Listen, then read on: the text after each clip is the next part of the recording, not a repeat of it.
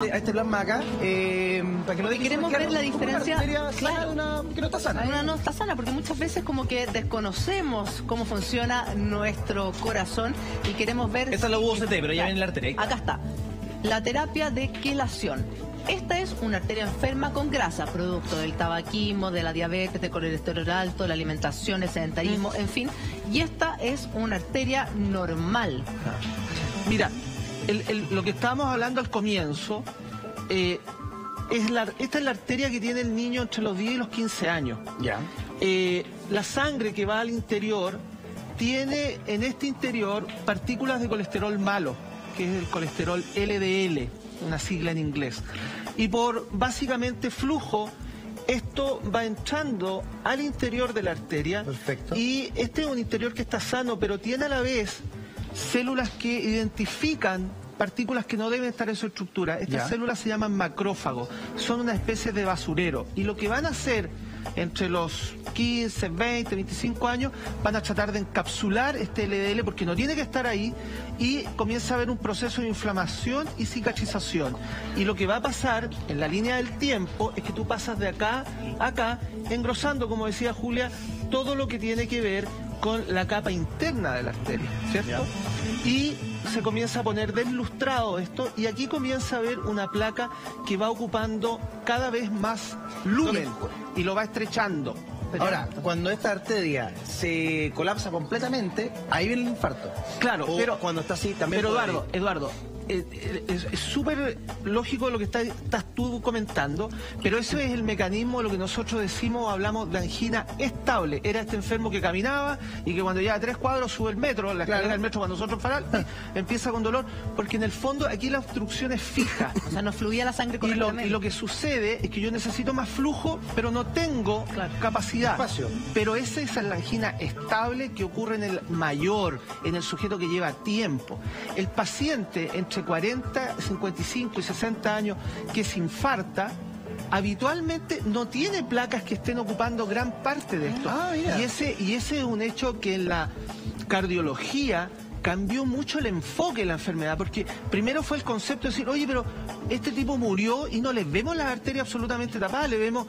Yo siempre le digo a los alumnos, son como lomitos de toro. Claro, hay una cosa de 30%, 40% que ocupa. No ocupa. Entonces, ¿cómo? Lo que ocurre ahí es un proceso que se llama fractura de la placa. Es un poco, si lo llamo al tema sismológico, que está tan en moda, es como... en el fondo algo hace que se inestabilice algo, se parte esto. Aquí debiéramos tener una especie como una V, si se quiere. Un corte. Exactamente. Y resulta que la sangre tiene células que reconocen los procesos que están ocurriendo por donde hay alguna actividad que no debe estar.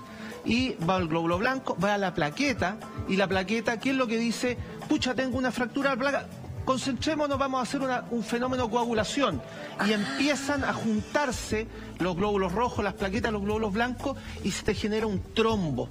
Un coágulo. Un coágulo. Que y el coágulo tapa la arteria, y el tipo tenía un lomito de toro que era 30%, 40%, y resulta que nosotros estamos construidos en nuestro corazón con un sistema de irrigación que es externo.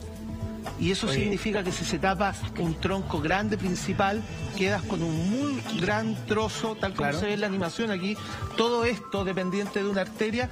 Y por eso nosotros primero, lo que tú me comentabas, me duele el pecho, 20, 30 minutos, voy a ir a la urgencia, tiene una aspirina de 500 miligramos, una para adentro. Lo primero que hay que hacer es tomarse la aspirina. Y parto a la urgencia. Ahora, Julia, es súper importante. El tema es ácido acetil salicílico, aspirina. Y lo digo, y no es un chiste, hay gente que le hemos enseñado mal el concepto y cree que es algo para el dolor y toma paracetamol. No, es aspirina. Aspirina. Ahora, lo otro.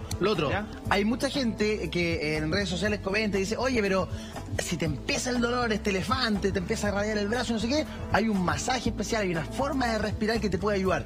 ¿Real? ¿Es mito? Dice incluso que toser como que te puede ayudar. ¿Es real o no? El carraspeo.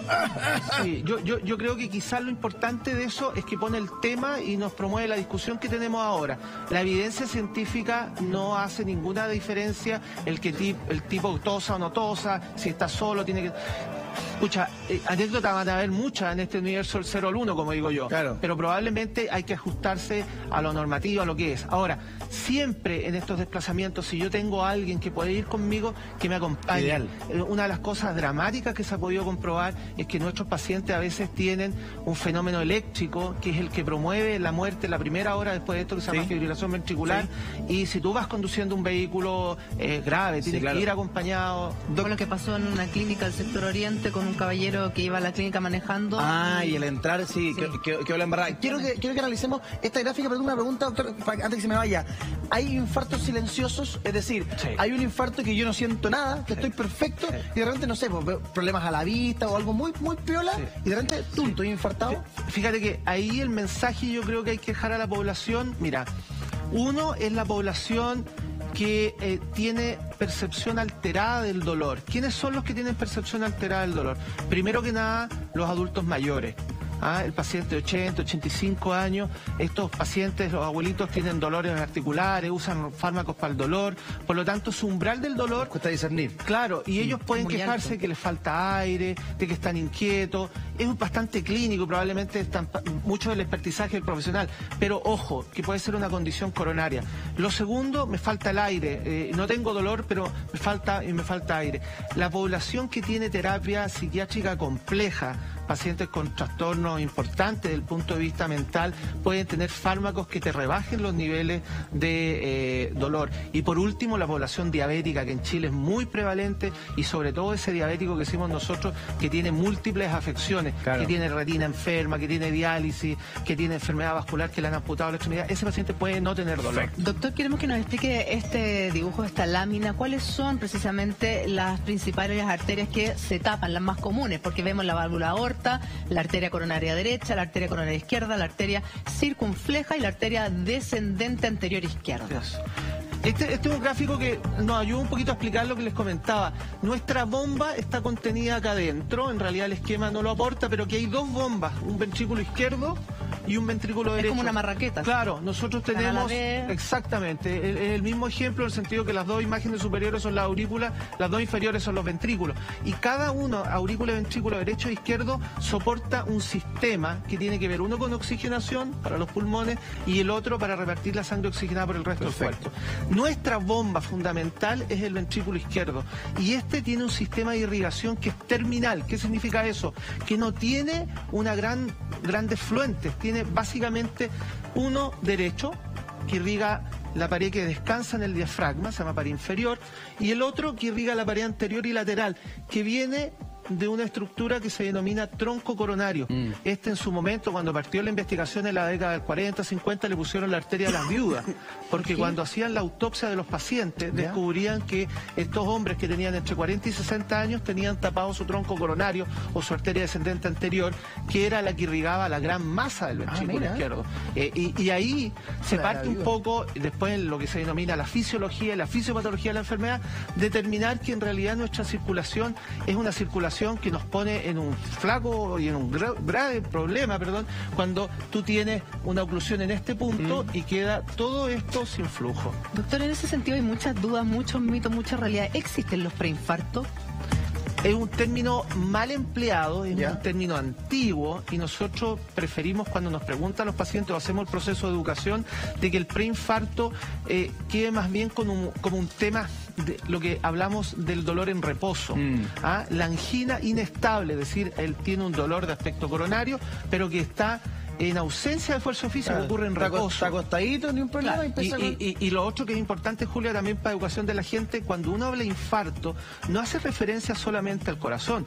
Cualquier órgano de la economía puede tener un infarto y lo que lo define es que la membrana de la célula pierde su continencia, salen enzimas, y ahí yo estoy hablando de un proceso lítico, se murió una célula. Perfecto. Y ahí hablamos de infarto. El preinfarto es como hablar de precalentamiento, una cosa que no existe, no calienta o no calienta. Ahora, la gente tiene que usar sus términos, uno tiene que hacerlos parte de uno. Pero hasta el día de hoy es súper común. ¿Qué le pasó? No, tuvo un preinfarto. Y uno dice, ¿cómo un preinfarto de un infarto? O sea, siempre es un infarto, no existe el preinfarto. Oye, Doc, ¿qué es un bypass? ¿Tú nos podrías graficar más o menos qué significa, qué es lo que se hace? El bypass o puente coronario es la primera forma probablemente de revascularización, es decir, se entiende que si yo tengo un conducto que está con un proceso obstructivo en el cual tengo que mejorar el flujo, básicamente la medicina, en la década del 40, década del 50, participó un argentino muy famoso, el doctor Favaloro, en un concepto muy inteligente que dijo, bueno, podemos tratar de usar otro conducto, y lo primero que usaron fueron venas de las piernas. Entonces las podemos poner en un punto donde no haya obstrucción y las llevamos al punto como recauchar la manguera. Exactamente, y las ponemos, y esa es la primera forma. ¿Qué se utilizan? Inicialmente venas, actualmente las revascularizaciones coronarias quirúrgicas clásicas a corazón abierto, como es la cirugía estándar, emplea habitualmente arterias, ya sea la arteria del brazo, la arteria de la mama, que son las arterias radiales.